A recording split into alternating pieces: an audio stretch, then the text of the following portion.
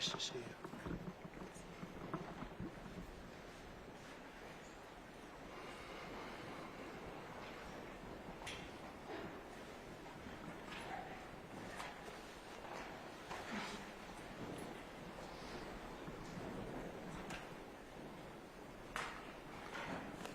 Well, thank you very much. It's a beautiful Sunday in Scotland, and we thought we could cut things short and certainly travel distance, right, by having our meeting here. So we discuss options, and it's an honor to have the President of the European Union with us. Ursula's been really done a terrific job for them, not for us, but she's done a great job.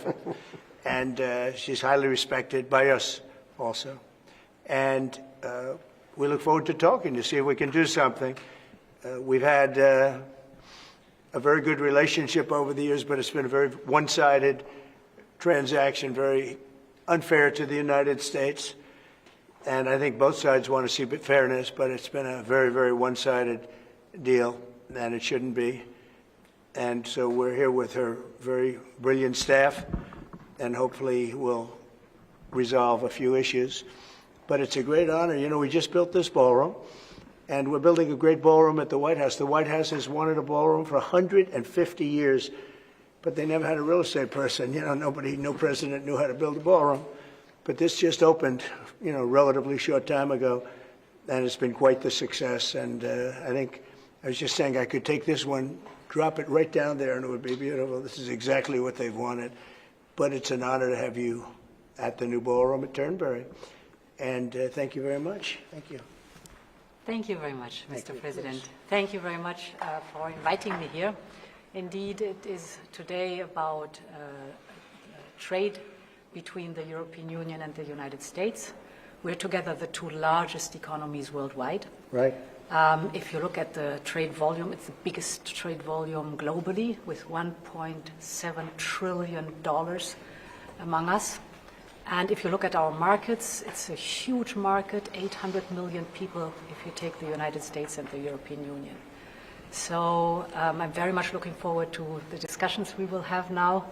Our staff have done some of the heavy lifting, but now it's on us. Yeah. And you're known as a tough negotiator and deal maker. But fair. Is in front and fair. And what is in front of us? That's less important. If we are successful, I think it would be the biggest deal each of us has ever struck. So I'm very much looking forward. Ever struck by anybody? That's true. Yeah. That's true. Right now we have that honor goes to Japan. We just struck a deal with Japan, as you know. And we're very close to a deal with China. We really sort of made a deal with China, but we'll see how that goes. And we have numerous other deals. And mostly I'm just going to charge tariffs. And, you know, there's not a deal per se, but people are going to pay tariffs. And we're doing them at the low end, not the high end, because we don't want to hurt anybody. And pretty well, but you and I both figured this is really the biggest trading partnership in the world, so we should give it a shot, right? Yeah. Very much looking forward to that. Oh, thank you very much. Thank you. I do too. Any questions, please? We're on Friday, you put the chances of a deal at 50%, maybe less. It seems like you're in quite a good mood. How would you rate those chances now? I'm actually not in a good mood, but I will tell you, I think the chances are, I think Ursula would say, probably 50-50 of making a deal. I hope, you know, I'd like to make a deal. I think it's good for both, but yeah, I'd say 50-50. And what would you say the main sticking points are at this moment? We have 3 or 4 sticking points. I'd rather not get in. We'll be discussing them. But I think the main sticking point is fairness. Okay. Please. Why you're in a bad mood? Was it a bad morning of golf, or why you're not in a good mood? No, the golf was beautiful. Golf can never be bad, even if you play badly. It's still good. If you had a bad day on the golf course, it's okay. It's better than other days. But no, I think I look forward to this meeting. You know, we've had a hard time with trade with Europe, very hard time, and I'd like to see it resolved. But if it isn't, we'll, you know, have tariffs, and they'll do what they have to do. But we have a good chance of getting it resolved. We'll probably know in about an hour. shouldn't take that long. It's, you know, it's complicated, but not really complicated when you get right down to it, right? Well, pharmaceuticals. August 1st deadline? Is there any chance that that gets? No. The August 1st is there for everyone. The deals all start on August 1st. Most of the deals, other than steel and aluminum, which we've been getting 50% tariffs from, I guess, just about everybody, and those have come in, and we've taken in, you know, hundreds of billions of dollars just on steel and aluminum. You've seen the numbers. We had a tremendous amount of money come in over the last month, and it's coming in, you know, very rapidly, which is fair. We have a lot of steel mills and plants, aluminum mills and plants being built.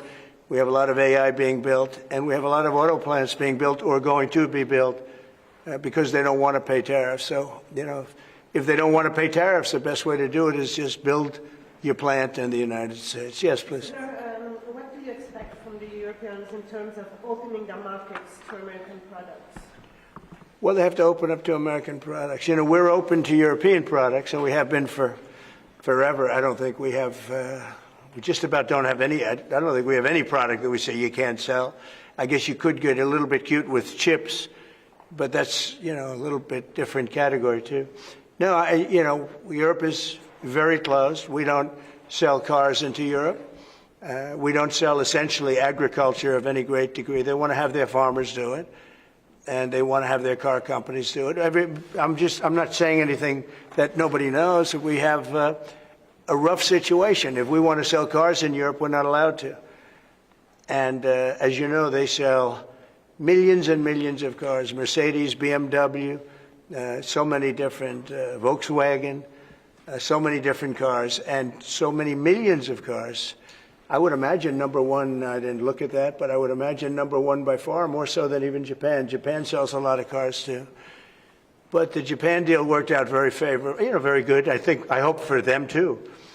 And that's what we want to do, make everybody happy. Yes, please. Mr. President, should Israel be doing more to allow food into Gaza? Say it. Should Israel be doing more to allow food into Gaza? What did you say? Should Israel be doing more to allow food into Gaza? Well, you know, we gave $60 million 2 weeks ago, and nobody even acknowledged it, for food. And it's terrible. You know, you really at least want to have somebody say thank you. No other country gave anything. We gave $60 million 2 weeks ago for food for Gaza. And nobody acknowledged it. Nobody talks about it. And it makes you feel a little bad when you do that and, you know, you have other countries not giving anything. None of the European countries, by the way, gave. I mean, nobody gave but us. And nobody said, gee, thank you very much. And it would be nice to have at least a thank you. And I took a lot of heat. You know, when I do that, a lot of people aren't happy about that because they say, well, why are we doing it and nobody else? But I think we had a humanitarian reason for doing it. What's going to happen? I don't know. I can tell you that Hamas, as I said, would happen at the end. You know, we've gotten back a lot of hostages, a tremendous number of hostages, most of them. Now we have dead hostages, and the mothers want them back, and we have 20 people approximately, but that are living. But we have a lot of bodies, and the parents want those bodies as much as they would want their child if that child were alive. I met with parents that were, it was so sad. Sir, please get my son back. How is your son doing? Well, he's dead, but they have his body. And it's so important. It's more important. It's almost like more, but it's as important as if the child were living. These people were, I mean, they're devastated. And I said, when you get it down to a certain number, you're not going to be able to make a deal with Hamas. Because once they give them up, then they feel that that's going to be the end of them. And what I said is exactly true. You know, they had a routine discussion the other day, and all of a sudden they hardened up. They don't want to give them back. And so Israel's going to have to make a decision. I know what I do, but I don't think it's appropriate that I say, but Israel's going to have to make a decision. Mr. President, when you were in the Middle East, you talked about the images coming out of Gaza and the starving kids. Those images are still going. Many of them are much worse. thinner children, starving. What do you see or feel when you look at those images today? Well, it's terrible. You know, when I see the children, and when I see, especially over the last couple of weeks, and people are stealing the food, they're stealing the money for the food, they're stealing weapons, they're stealing everything. It's a mess. That whole place is a mess. The Gaza Strip, you know, was given many years ago so that they could have peace. That didn't work out too well. When Israel gave that up, whoever was the prime minister at the time, who I know who it was, but it was not exactly a very clever thing to do, because that was given so that they finally have peace, and it's actually made the situation worse. But we'll see what happens. I think Iran is acting up. I think that we have a lot of people we have Venezuela acting up in a different way. They continue to send people that we rebuff to our border. They continue to send drugs into our country. Venezuela, they've been very nasty, and we can't let that happen. But we have other countries too. We do have, and this is just getting a little off subject, but we have now the safest border we've ever had. And I think in many respects we probably have the most successful, and I say it all the time, every leader, when I went to NATO the other day, every leader said, you have the hottest country in the world. We have the hottest country in the world now. We're taking in hundreds of billions of dollars. We have the highest stock market we've ever had. We have the best numbers we've ever had. But we have hundreds of billions of dollars pouring into our country. And I think it's the hottest. And by the way, 1 year ago, our country was dead. We had a dead country because of an incompetent president and incompetent Democrats. All they know how to do is talk and think about conspiracy theories and nonsense. If they'd waste their time talking about America being great again, it would be so much nicer, so much easier, be very successful. But we were a dead country, and now we have the hottest country anywhere in the world. Yeah, any other questions? President Trump, on this particular deal, if you manage to do a deal today, will that be the end of the matter, or could there be more tariffs coming, particularly on pharmaceuticals? No, if we do a deal today with the European Union, that will be the end of it. Yeah, we'll go, I guess, a number of years at least before we have to even discuss it again. No, that would be the end of it. And this is the biggest deal. People don't realize this is bigger than any other deal. We have great countries. I'm familiar with many of them. So are you. And this is really the biggest deal. This is I guess we're the biggest out there, and they're the second. And when we come together, this will be the biggest deal. If that happens, and it could happen, should happen. Okay?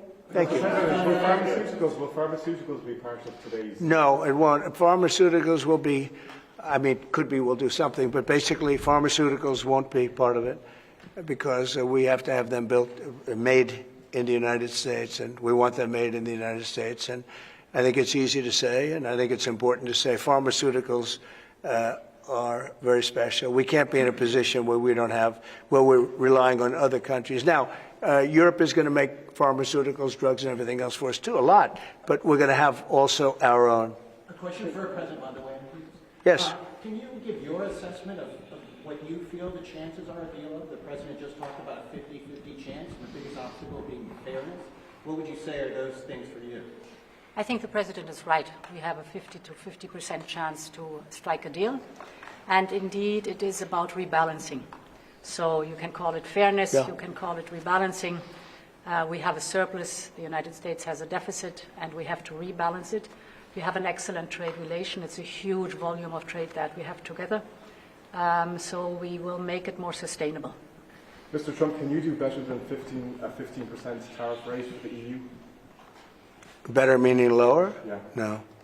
Mr. President, to return to Gaza, you're going to meet the British Prime Minister tomorrow. He's going to ask you to consider again peace talks between Israel and Hamas.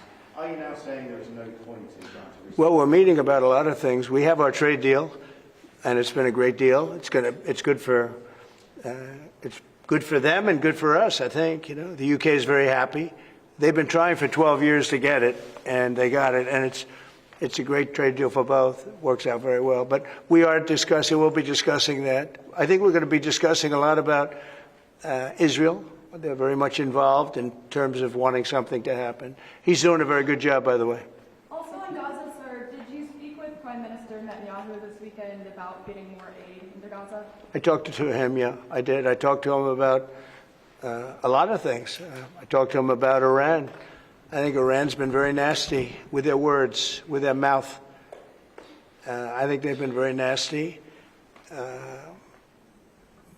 They got the hell knocked out of them, and I don't think they know it. I actually don't think they know it. They really do. The whole thing's a con job. We have a lot of con jobs going on. But Iran was beaten up very badly, for good reason. We cannot have them have a nuclear weapon. But they still talk about enrichment. I mean, who would do that? You just come out of something that's so bad, and they talk about, we want to continue enrichment. Who would say that? How stupid can you be to say that? So we're not going to allow that to happen. We're not allowing that to happen. Did you talk about more aid into Gaza? Will I do more aid? Yeah. The U.S. is going to do more aid for Gaza, but we'd like to have other countries participate. We're going to mention that to the European Union today. That's an international problem. It's not a U.S. problem. It's an international problem. And we're giving a lot of money and a lot of food and a lot of everything. If we weren't there, I think people would have starved, frankly. They would have starved. And it's not like they're eating well. But a lot of that food is getting stolen by Hamas. They're stealing the food. They're stealing a lot of things. You ship it in and they steal it. Then they sell it.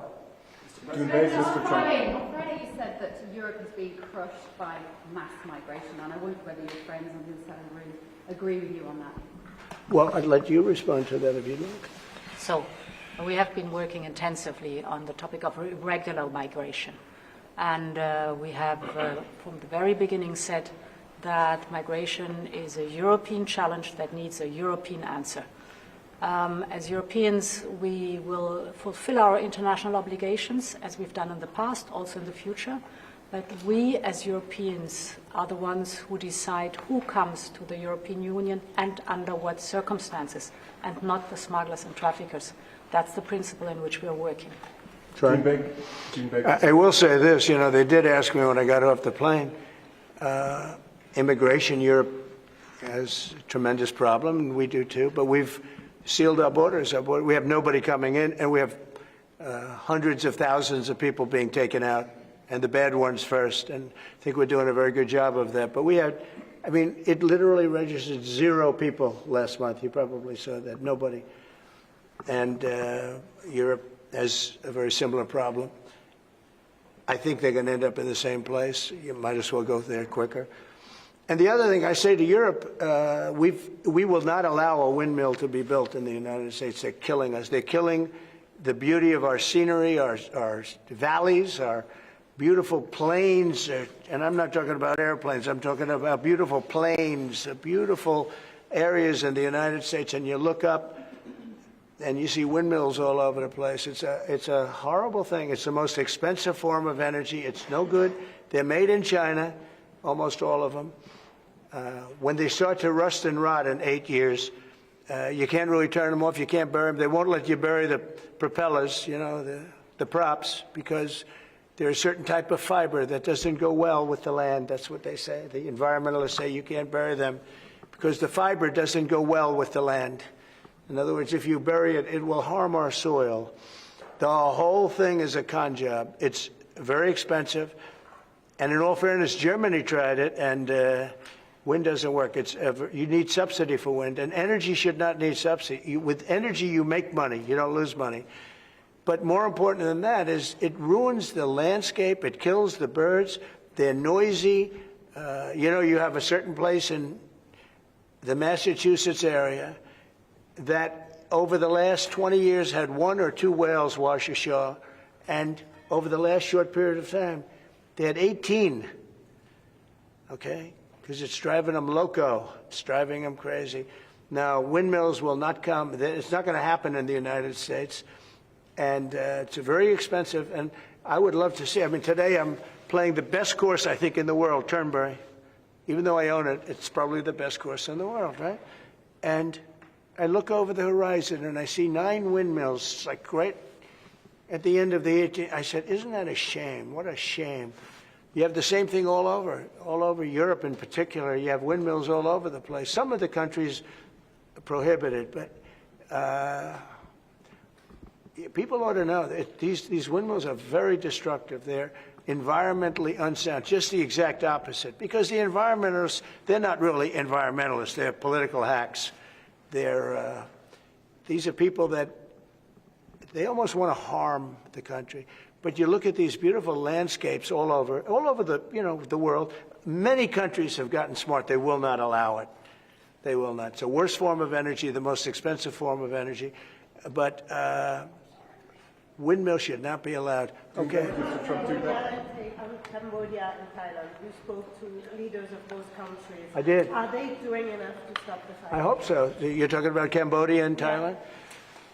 So I had an interesting time. We're dealing with Thailand, and we do a lot of trade with Thailand and with Cambodia.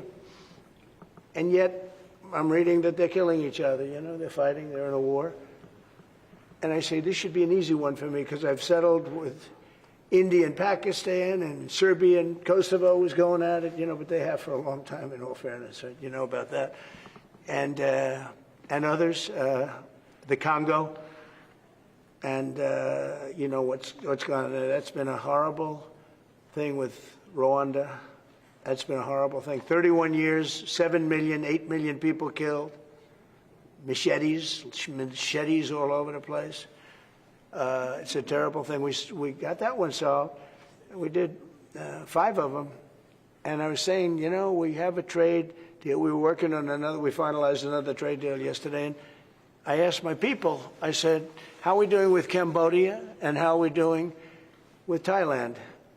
And they said they're going to be coming in at some point to talk. I said, well, let's call them right now. So I called the prime ministers of each. And I said, we're not going to make a trade deal unless you settle the war. A lot of people are killed, you know that, in a short period of time. The border, they're fighting pretty like wild. And I spoke to both of the prime ministers, and I think by the time I got off, I think they want to settle now. I know they're meeting today or tomorrow, and we're going to work with them. Marco Rubio's working with them also, his people, and him. I think we're going to get that. That would be a great thing, but that would have turned out to be a bad one. And I will tell you, India and Pakistan, they were really getting ready to go at it. So getting those things settled, if I can do it, and if I can use trade to do that, it's my honor. But I had great talks with 2 very good people that they both really would like to make a deal. So we'll see what happens. Okay, how about 1 more, 2 more? Mr. President, Europe's now spending a lot more on defence thanks to you. Does that They mean are. Should they get a fairer deal on trade and exchange? Well, they're spending a lot on defense, but we're spending a lot more. And we've been very generous to NATO for many, many years. And but we had a terrific meeting with NATO. I'd love to do as well. We had a meeting where they put up 5% instead of 2%, and they're going to pay it instead of not paying, because many people didn't pay the 2% or anywhere near it, and the 2% was too low. And we're going to be sending now military equipment and other equipment to NATO, and they'll be doing what they want, but I guess for the most part working with Ukraine. But we had a fantastic meeting. I guess it's now almost 4 weeks ago. One of the best meetings they've ever had at NATO, and the spirit and the coming together was incredible. And I stood and I listened to almost 30 speeches. That was a lot. And I was really late, and I had to leave, but I didn't want to leave before those last 10 spoke, because they'd go home and they'd tell their wife, Trump left. And they were so nice to the United States. They were all mentioning the United States, and me, but they were mentioning the United States to be here. It's such an honor, et cetera. And I thought it would have been inappropriate. But I did stay. It was very hard, because I was extremely late for something else that was, pretty important. And we had a tremendous NATO meeting. I'm sure you heard that too. Yep. It was great. There's some great people that you deal with on 2 fronts, right? But you deal with on primarily the trade front. But I will tell you, they came together, and The relationship is really good. That was an interesting question, because you probably have reported it that way. It really, we came together, and they went from 2% to 5%, which nobody would have thought that was even, who would even think that? Because they didn't want to be at 2%. All of a sudden, they're 5%. And that's the right number.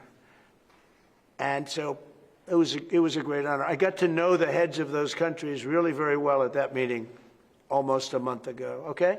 Thank you very much, everybody. We'll let you know what's happening. Will you be visiting your Irish golf course anytime soon, Turnberry? I will. I love Turnberry. I'll go. It's not in the Strip, but I'll go soon. Okay? Thank you very much.